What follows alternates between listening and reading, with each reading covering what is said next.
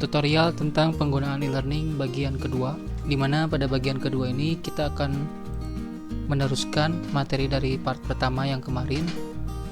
Jadi materi kemarin kita sudah mengisi standar kompetensi, KKM, dan RPP serta bahan ajar yang disimpan di e-learning tersebut. Kali ini kita akan melanjutkan kepada bentuk tugas, yakni pada bagian CBT, penilaian pengetahuan, penilaian keterampilan, dan juga penilaian akhir semester. Di sini saya sudah menyelesaikan beberapa kelas.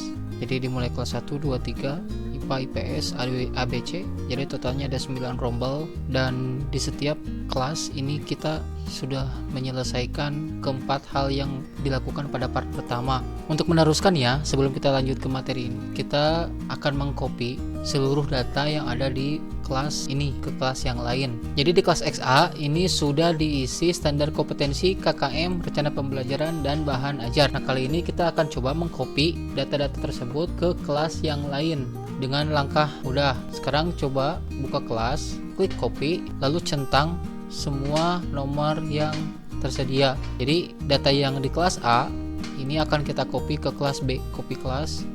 Mohon periksa kembali, jangan sampai salah melakukan copy kelas. Oke. Jadi pada kelas B data-data yang sudah diisi ini akan tersimpan. Sekarang kita cek di kelas C. Di kelas C ini masih kosong.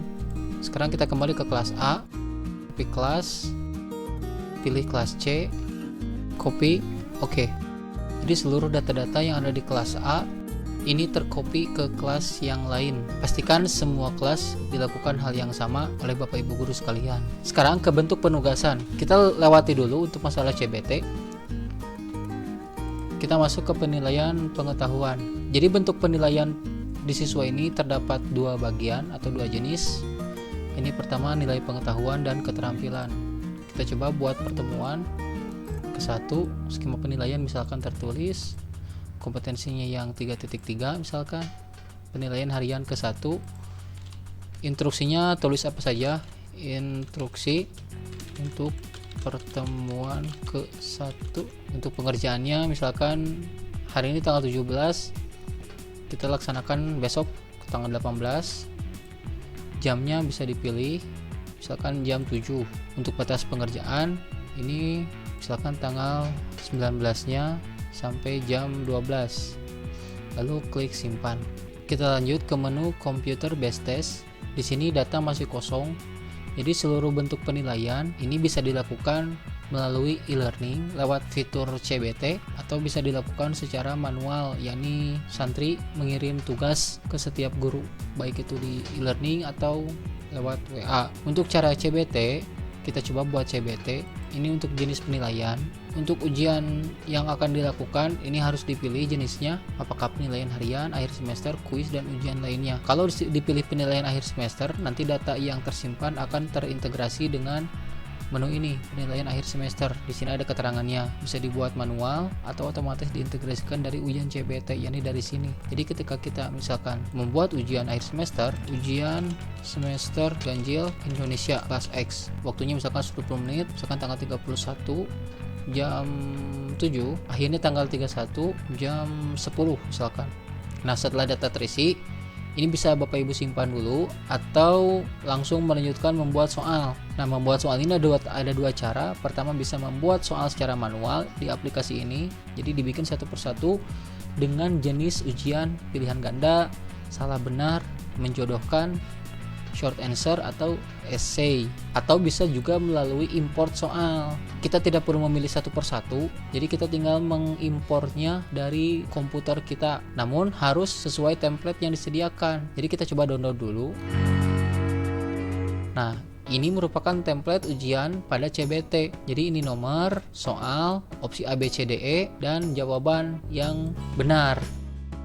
Sekarang kita lanjut. Karena kita belum sempat membuat soal, maka ini tidak ada tampilan apa-apa. Jadi sekarang kita simpan saja dulu. Oke. Nah, di sini sudah terlihat penilaian akhir semester, ujian semester ganjil bahasa Indonesia kelas X. Ini waktunya dan ini token. Oke, sekarang kita lanjut ke penilaian pengetahuan. Oke, Pada penilaian pengetahuan, ini kita bisa membuat bentuk tugas ke siswa. Untuk penilaian pengetahuan, ini kita bisa tentukan bentuk tugas yang akan dikerjakan oleh siswa seperti apa. Kita buat contoh. Misalkan ini bentuknya penugasan. Nah, lalu ini ada keterangan, apakah tugas tersebut harus diupload? Kalau iya, harus diupload, maka ini harus dicentang atau diaktifkan. Kalau tidak perlu diupload, ini tidak usah.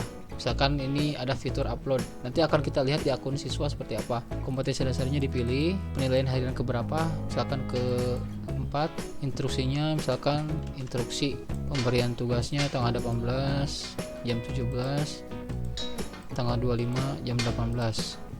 Simpan. Nah, silahkan tambahkan sesuai kebutuhan. KI 4 kita coba buat lagi. Untuk keterampilan ini bentuk penilaiannya ada unjuk kerja, proyek, portofolio, produk. Nama penilaiannya misalkan penilaian Indonesia ke-5. Kompetensi dasarnya ini wajib diisi, baik satu ataupun banyak, terserah. Kita isi 1, tanggal mulai 22, misalkan tanggal akhirnya tanggal 23. Keterangannya bisa diisi atau tidak.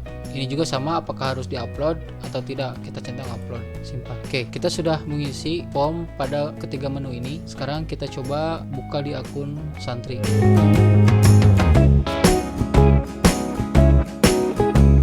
Oke, ini tampilan di menu Santri. Sekarang kita coba buka kelas C. Lihat di tugas. Nah, ini bentuk tugas yang akan dikerjakan oleh siswa. Nah, jadi kita harus menjelaskan bentuk instruksi kepada siswa supaya siswa bisa mengerjakan dan langsung mengupload ke e-learning ini. Karena di sini saya tulis instruksi, maka santri akan kebingungan. Ini instruksinya apa? Nah, jadi silahkan diperjelas kembali instruksi. Nah, ini form upload. Karena waktunya ditentukan, maka santri tidak bisa mengupload sekarang. Ini harus besok. Lalu KI 4-nya ini juga sama, belum bisa dilakukan. Nah, seperti itu. Untuk tampilan KI 3 dan KI 4. Sekarang kita lihat di CBT. Di sini karena soalnya belum diisi, maka masih 0 soal. Waktu pengerjaannya 120 menit. Kalau santri ingin mulai, maka tinggal mulai kerjakan. Karena di sini belum ada, maka tidak bisa dimulai. Oke, itu untuk menu santri. Lanjut ke penilaian akhir semester. Untuk menu penilaian akhir semester ini, seperti yang tadi dijelaskan, bahwa bisa dilakukan secara manual atau diintegrasikan dari ujian CBT. Jadi guru bisa melihat daftar hasil penilaian dari siswa yang telah mengerjakan beberapa tugas pada mata pelajaran tertentu. Oke, sebelum ditutup, alangkah baiknya Bapak Ibu guru sekalian memperlancar pelaksanaan dalam platform e-learning ini dengan latihan. Jadi untuk latihan pertama ini ada 4 poin. Instruksinya silahkan lengkapi minimal 1 kelas, 1-3 rombel, 1 pelajaran saja, 4 menu yang telah dibahas pada materi sebelumnya. Pertama, ini standar kompetensi. Ini coba minimal 5 kali diisi. Lalu KKM, karena di sini minimal 5, berarti KKM juga nanti harus 5 diisi. RPP dan bahan ajar sesuai KD yang diisi. Nanti akan admin pantau progres setiap guru. Waktunya 1 minggu. Jadi Jumat depan tanggal 24 Juli ini sudah selesai. Semoga kita semua diberi kesehatan dan kelancaran rezeki demi menjalankan tugas pendidikan kepada santri di masa pandemi ini melalui platform e-learning. Oke, itu dulu yang dapat disampaikan. Mohon maaf bila ada kekurangan. Assalamualaikum warahmatullahi wabarakatuh.